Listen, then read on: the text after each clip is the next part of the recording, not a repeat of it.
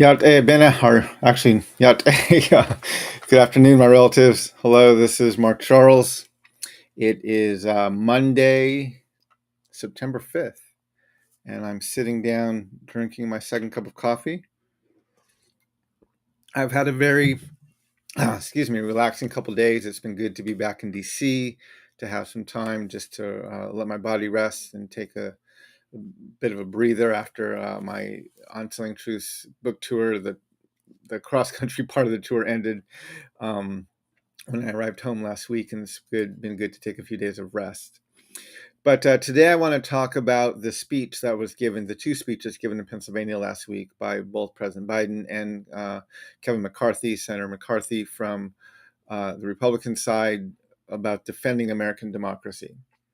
And I just want to ask the simple questions by examining their speeches. For whom and from whom are they defending our democracy? But before I begin, let me do as I always do, which is acknowledge the lands that I'm living on today. So I am broadcasting. I'm living in what's called Washington, D.C., and these are the traditional lands of the Piscataway. And I want to honor the Piscataway as the hosts of these lands. I want to thank them for their stewardship of the land. And I just want to state how humbled I am to be on these lands today. I see that Mary's on. Phil Fox is here. Yate, Sunny, yate. Good to see everybody. Thank you for joining me today. So I'm gonna share some of these links with you. First, I'm gonna share. This is the transcript of President Biden's speech from last week on the White House website, and so I'll share that there. And then I'm going to share the video of his speech, which I got from C-SPAN. And then Kevin McCarthy, the Republican leader in the House, gave a prebuttal. Not a rebuttal, he gave a prebuttal. So he had to jump out in front of President Biden and address what he was going to say before he said it. And both sides really frame their speeches as defending American democracy. And I took some time last week, I think it was on Friday, and I actually sat down, and both speeches were about 25, actually close to 30 minutes in length. And I took some time to watch both of them.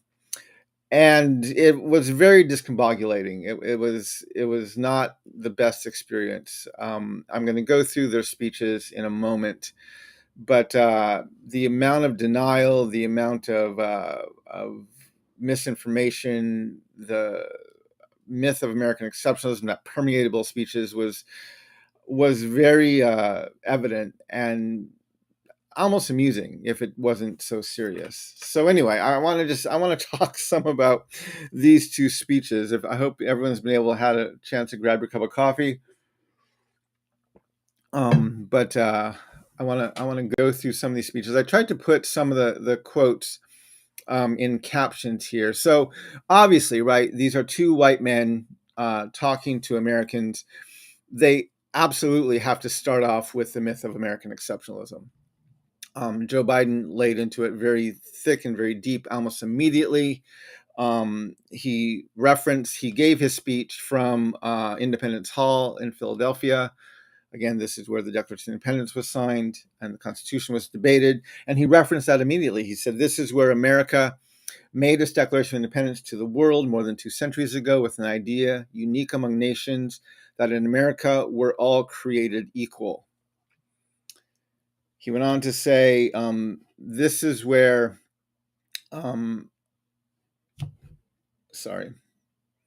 these two documents and the ideas they embody, equality and democracy, are the rock upon which this nation is built. They are how we became the greatest nation on earth. They are why, for more than 2 centuries, America has been a beacon to the world. He said, this is how we became the greatest nation on the earth. So early on in his speech, he references the myth of American exceptionalism. And I call it a myth, right? Because if you read the Declaration, which was signed right there, right? First of all, it doesn't say everyone's created equal. It doesn't say that for a moment. It says all men are created equal. And then it refers to natives as merciless Indian savages. And several of the men who signed this declaration were already slave owners. They owned enslaved people. So you already know how they felt about black people. So to pretend that the foundation of this nation was built on this bedrock of equality and dignity for everybody it's just a flat out lie. It's not even remotely true. Had a native walked into that room, had a black man walked into that room, they would have not been given any space at all to advocate for their own equality, for their own rights, right? This was a meeting of white landowning men. And that's what it was about. Women were not allowed to be in there, right? So and President Biden loves to misquote the Declaration of Independence. He loves to say, behold, these truths to be self-evident, that all men and women are created equal. And that's not what it says. It doesn't say that. I don't disagree that all men and women and people are created equal, but that's not the truth our nation was founded on. It was founded on the belief that all white men are created equal. Not women, not people of color, not other marginalized groups. So we need to point that out very, very clearly. Now, as we go through this document, right, we already have this myth that's being propagated. And then Joe Biden goes on and he references the Constitution and he says, we the people are the true heirs of the American experiment that began more than 2 centuries ago. Now, it's interesting because he brings in this term, which we've heard before, which is called the American experiment. And it's a part of the myth of American exceptionalism. But what it allows for is the justification of mistakes and the not taking responsibility for injustices that happen, because this is an experiment. We're playing with this idea. And when we look at McCarthy's speech, his speech was interesting because he didn't go nearly as deep. He didn't wade nearly as deep into the myth of American exceptionalism. He jumped more quickly into his problems with Democrats. But he also referenced early on in his speech this American experiment. And he said the American experiment and the good people who believe in it have not said their last word. The electric cord of liberty still sparks in our hearts. Now, one of the things we have to ask, and this is one of the questions I ask, is who are these men talking to? Right? If you follow me, if you've listened to my speeches and you read my book or you follow my campaign, you'll know that I point out very clearly that we the people is in reference to white landowning men. That's who our founding fathers were addressing. That's who our Constitution, our foundations were written to protect, white landowning men. They were not written to protect the rest of us.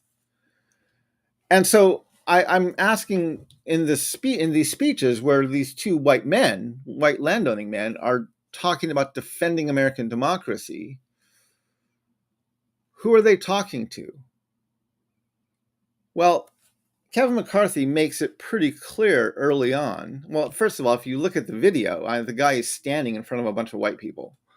There's one woman there, I think, but at least one. But he's standing in front of white men. But he also goes on to say the spirit of the Pilgrims, the Patriots, and the pioneers still inspire our souls, right? These are all white people. The Pilgrims he's referring to, the Patriots he's referring to, the pioneers he's referring to, these are all white people. So again, the challenge with these speeches and the challenge with critiquing both sides, Republicans are easy to critique. They're like critiquing a 3 to 5-year-old, right? They're not very nuanced in what they say. They kind of say whatever's on their mind, and they're pretty clear. They don't hide themselves very well.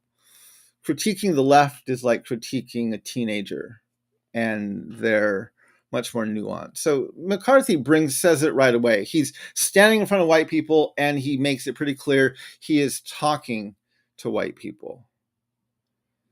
Joe Biden likes to pretend like he's really trying to include people of color.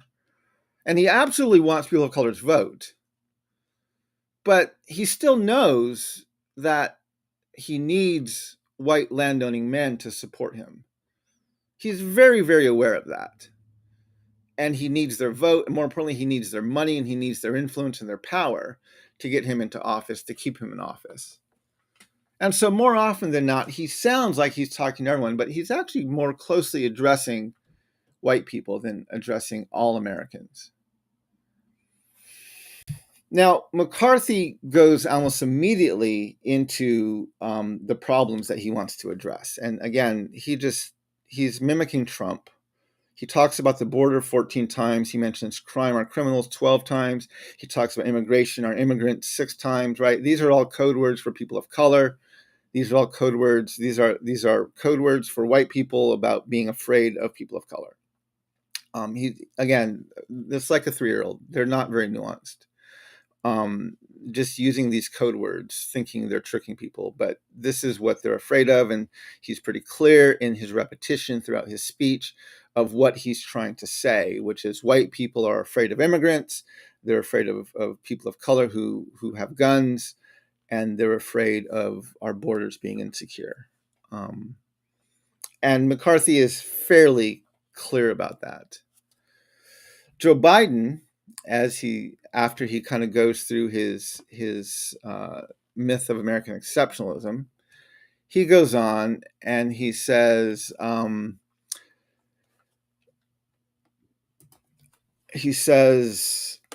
but as I stand here tonight, equality and democracy are under assault. We do ourselves no favor to pretend otherwise. Too much of what is happening in our country is not normal. And then he goes on, and Joe Biden references MAGA 13 times. He references Trump 3 times, and he references the insurrection 3 times. So it's fairly clear what he's talking about and who he's referencing, right? He actually says very clearly he's not referencing all Democrats. He's referencing Make America Great Again, Trump followers. And he's really drawing a very divisive line between these two groups. Again, the problem is he said just prior to launching into the problems we're facing, he says what's happening in our country today is not normal. Now, this is where it becomes very clear that Joe Biden is not talking to people of color, right? It's obvious he's no longer talking to people of color. Because for people of color, guess what, Mr. Biden? Living in this country, dealing with white supremacists is absolutely normal. It's our entire existence in this country. It is very, very, very, very, very normal. Right? This is what we deal with. This is what our lives is like. Our lives are like. So when President Biden says this is not normal, he's making it very clear he's talking to white people.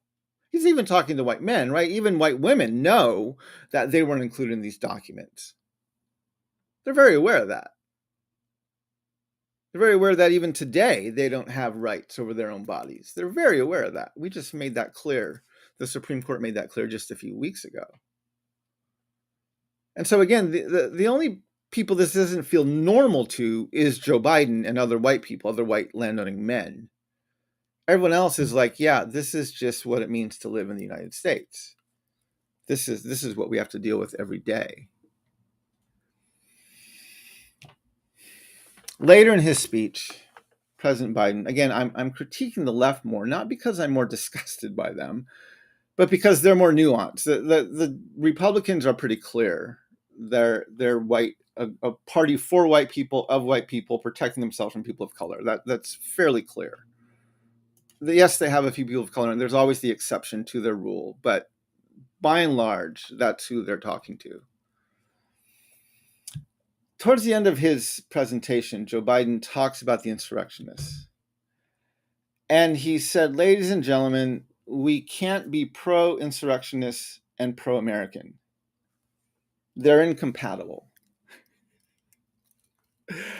I love this, right? I love this. I really do. President Biden, by every definition of insurrection,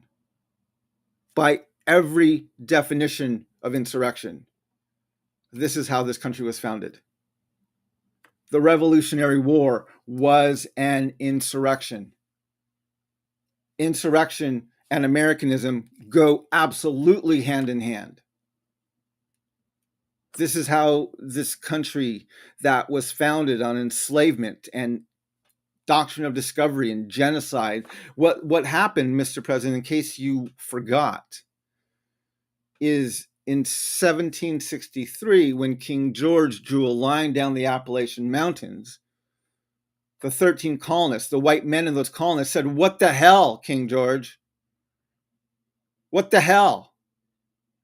When he said they no longer had the right of discovery of the lands, the Indian lands west of Appalachia, they said, "What the hell? Who do you think you are, limiting us?" And that's when they wrote their declaration, accusing the king of raising the conditions of new appropriations of land and accusing him of bringing upon the borders of our frontiers the merciless Indian savages. This nation was founded, Mr. President, on insurrection. So to say insurrectionism and Americanism don't go hand in hand is a complete rewriting of our history. I'm not advocating for insurrection. I'm merely pointing out how this country was founded. And I'm asking you to please, please, please be accurate about who we are as a nation. Okay? That's all I'm asking. Just be accurate. Now, what's fascinating, again, we've already heard about their complaints, MAGA and people of color. Towards the end of their speeches, both Joe Biden and Kevin McCarthy, decide to give a little bit of room for our nation's imperfections. Joe Biden said, look, our democracy is imperfect. It always has been.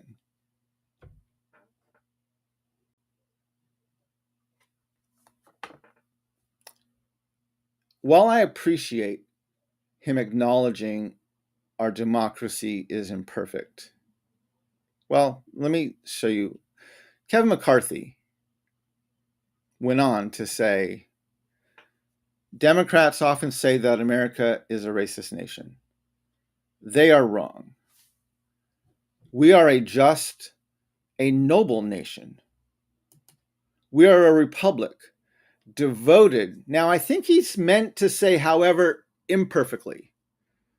But I listened to the speech and I looked at the transcript that YouTube gave. And both of them, what he said was, however, and perfectly. And I don't think he meant that. I'm pretty sure the text he wrote had, however, imperfectly. However, and perfectly is not a phrase. We are a republic devoted, however, imperfectly to the truth that we are all created equal. But then McCarthy, he goes on, but we are the greatest country in the world. An honest look at America would offer genuine examples of our great character. We should return to our nation's timeless truths and values. So even the notion that America might be called racist required McCarthy to launch into this thing about how just and noble we are, how great we are, and that we are this amazing nation, and there are all these wonderful examples. Joe Biden went on to say, we have never fully realized the aspirations of our founding. But every generation has opened those doors a little wider to include more people who have been excluded before. Now, again, this is where it becomes very clear that Joe Biden, as well as Kevin McCarthy, are talking to white people, right? They're talking to white. How do I know this? How do I know he's not including blacks and Native Americans and Latinos and other, even women, in their remarks? How do I know that? Because they both literally just diminished 250 years of absolutely brutal, dehumanizing, enslavement, genocide, ethnic cleansing into an imperfection in their great experiment. This is how I know they're talking to white men and no one else. If you were talking to black people, you would have to acknowledge not just an imperfection, but hundreds of years of dehumanizing, brutal torture, enslavement, kidnapping, treatment. That goes on today. Slavery is still legal under our Constitution. Highest incarceration of any country in the world. Right? A 90% plus rate of genocide against Native nations, where the governor of California literally stated in 1851 that the goal was to wipe everybody out. It's not a slight little imperfection in your grand experiment.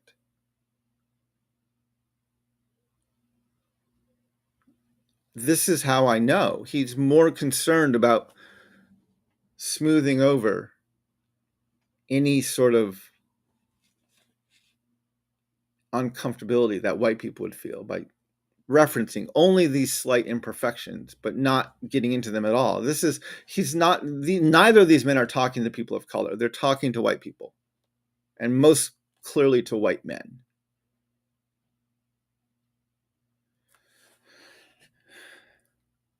Now, I want to read for you the end of both of their speeches. Understanding, okay? Just understanding that they're both talking to white landowning men. This is who they're talking to, okay? This is their audience. Kevin McCarthy said, "We will block any bill that lowers your standard of living, that makes you and your family less safe and less free and less prosperous, and we will do everything in our power to pass legislation that raises your wages and increases your standard of living, grows the middle class, supports our police and law enforcement, tames our bureaucracy, and restores the citizens of this country to their rightful place. We'll restore the soul of America and the values of America and the promise of America," which the founding fathers, just to be clear, were quite descriptive. That promise was meant for white landowning men. Joe Biden ended his speech by saying, "We heeded not our worst instincts, but our better angels." Again, he's talking to white people. We got over some of our imperfections. And we proved that for all its imperfections, America is still the beacon to the world, an ideal to be realized, a promise to be kept. Remember who that promise was written to and who it was for. There is nothing more important, nothing more sacred, nothing more American. That's our soul. That's who we truly are. And that's who we must always be. And I have no doubt, none, that this is who we will be, and that we'll come together as a nation that will secure our democracy, that for the next 200 years we'll have what we had the past 200 years, the greatest nation on the face of the earth. Now, again, this is where Joe Biden makes it absolutely clear he's talking to white people. When you tell people of color that for the past 200 years we had the greatest nation in the world, that's not true. Not even close to true. Not even an inkling of truth in that statement. enslavement, genocide. Women have no control over their bodies, right? Remember, it's only white landowning men who can look back on America with any sense of nostalgia. It's only white landowning men. Everyone else looks back and will acknowledge, yes, we've made some progress. But we were not the greatest country in the world. And so when he says, we'll come together as a nation, right? This is the same language that we saw Abraham Lincoln use during the Civil War, which again, we have to be very clear. The Civil War was not about the rights and the humanity of people of color. The Civil War was not about the human agency of Black people. Yes, it was to end chattel slavery, but both the North and the South, both Andrew Jackson and Abraham Lincoln were blatant, unapologetic, self-proclaimed white supremacists. The threat that Lincoln was fighting against was that white people couldn't hold it together. That's what he saw as the greatest threat to this country. And so when Joe Biden says, we'll come together as a nation, he's talking to white people, the MAGA white people and the other white people. We'll come together again and we're going to have what we had before.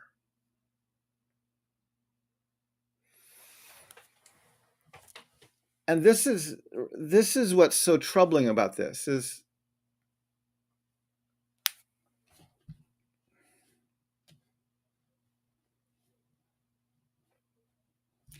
our politics are so wrapped up, just like our foundations are, around centering white landowning men. They're so wrapped up on maintaining the safety and the security of white people. They're so deeply built on the foundations of the myth of American exceptionalism, which is rooted in the lie of white supremacy. That when you understand who our leaders are talking to, even their broad statements of inclusion and their references to greatness come back empty. Because what they see truly as great is when white people were at the height of their supremacy. And that's the challenge, right? President Biden, what you are experiencing today, the threat you're feeling, because, and I don't deny that you don't have some desire to create a better space for people of color. I truly believe you do. But if you're going to be in this fight, Mr. President, what you're feeling, the fear you're feeling, the fear you're facing is absolutely normal. This is who we are as a nation. This is what our foundations say. The United States of America does not struggle with racism, sexism, white supremacy in spite of our foundations. We struggle with it because of our foundations. They're written into the freaking documents.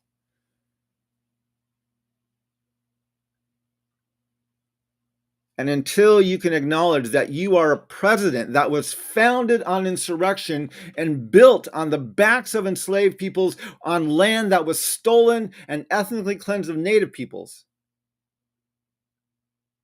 until you can acknowledge that and deal with it, you're really only going to be the president of white people.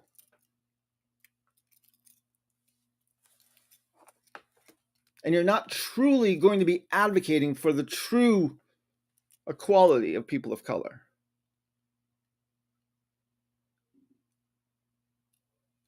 And This is where this speech fell very, very, very short. Again, the Republicans are easy. They're easy. They're clear what they say. The Democrats want to look better, but they don't want to give up. Do you know why the road to equality is a long and arduous journey? It's not even because the Republicans and white supremacists are obstructing everything. It's because Democrats want to walk so damn slowly.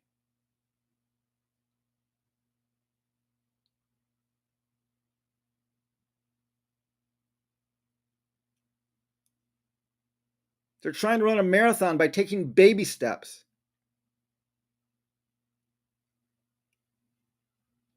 You can't do that. You can't do that.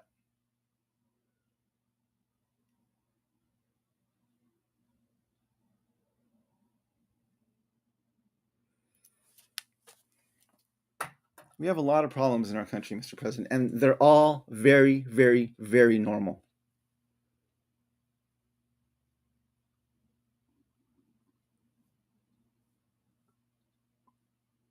They're very normal. We've been fighting them for 250 years. Longer than that. 500 years.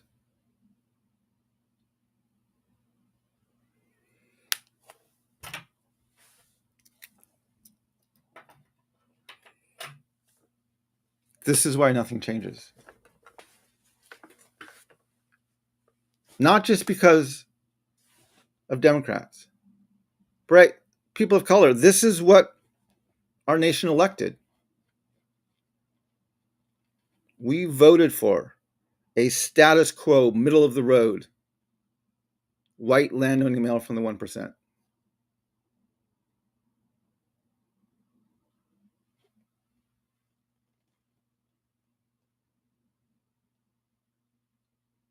Who is more interested in taking baby steps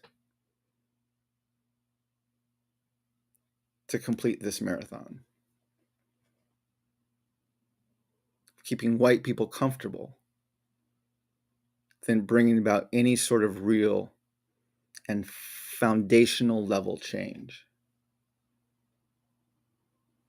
And until we get the courage to step out of that, this is where we're going to be stuck.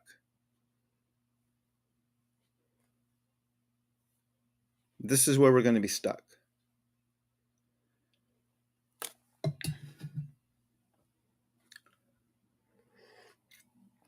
I agree with Joe Biden. Political violence is never, never, ever the answer. I agree with that.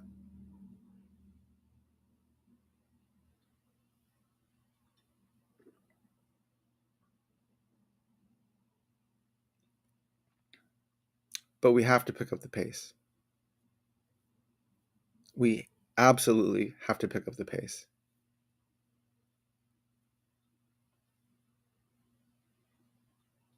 We have to de-center whiteness. We have to advocate from the center space for the rights of those who have been marginalized. We have to give platform and voice. We have to stop being so worried about being the president who nominated the first person of color to this or the first woman to that. And we have to give them the room to frickin' speak their mind. What's the point, Joe Biden, of nominating people of color and marginalized people to these spaces and not allowing them to say what they truly believe?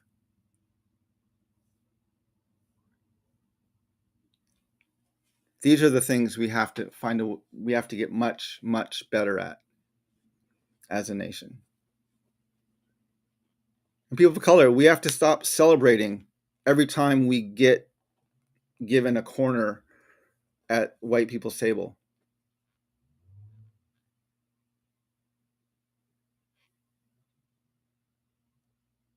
We absolutely deserve to be in positions of authority, and we have absolutely the agency to make the decisions and to fill the roles that need to be filled. We need to just stop celebrating it when we finally make it there, because what that does is that elevates whiteness. It elevates whiteness.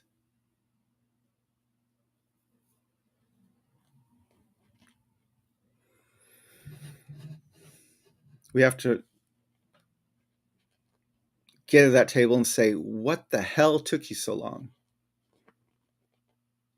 You're a nation built by your words on equality, and it took you 250 years to get a black female vice president, black female Supreme Court justice. Don't tell me you're a nation based on equality when it took you 250 years to make that happen.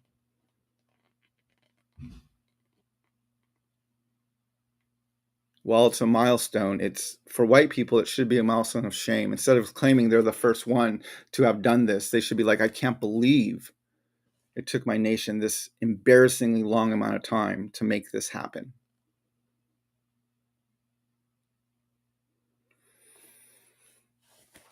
There's so many things we need to address about these issues, and we keep on centering white people.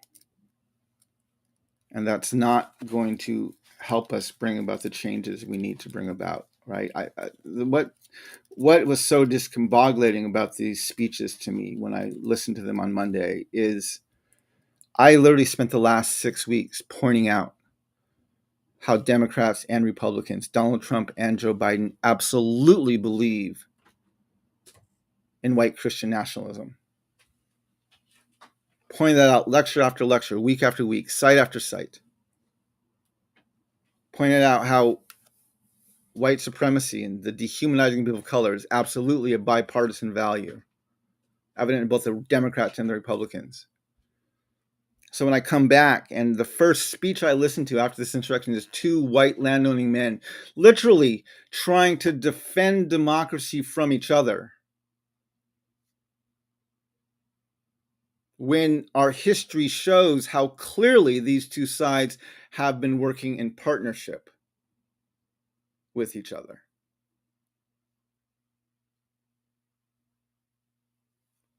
It was, I think I said it in my tweet. It was so discombobulating. It was almost amusing. Neither of these men have any sense of our nation's history, or at least they're not willing to acknowledge any accurate sense of our nation's history.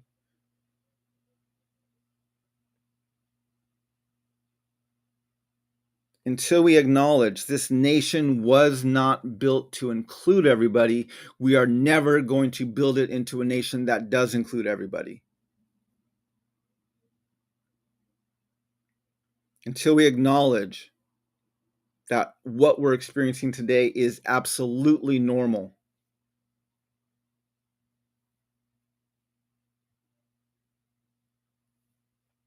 Because when a group of people who have dehumanized other groups of people for so long feel threatened, yes, this is how they behave.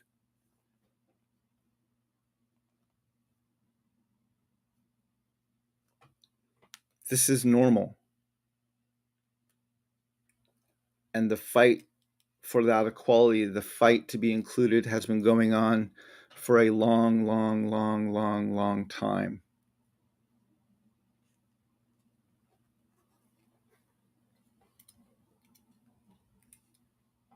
And we need to pick up the pace. Because you can't meaningfully finish a marathon by taking baby steps.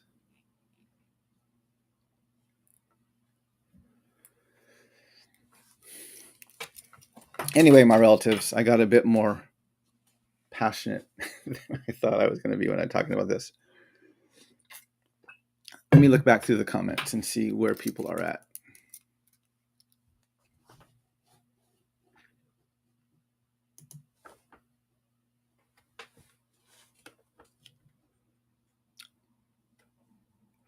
I want to thank everybody for joining this today.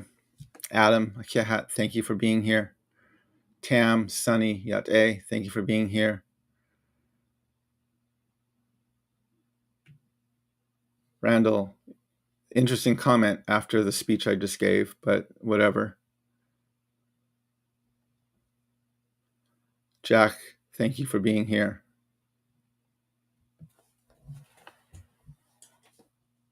Lana, you're probably right. Democrats aren't left, they're Republican light. That's actually not entirely inaccurate. Anyway, I want to appreciate everyone. Thank you for being on this live stream with me today. I hope that this perspective is helpful, and I want to continue to work towards what we're working towards: creating common memory, national dialogue on race, gender, and class, finding a way to deal with issues at a foundational level. This is what we need to do. This is the work that we have ahead of us. And I want to thank everyone for joining the conversation and being a part of this dialogue. So I can't help my relatives.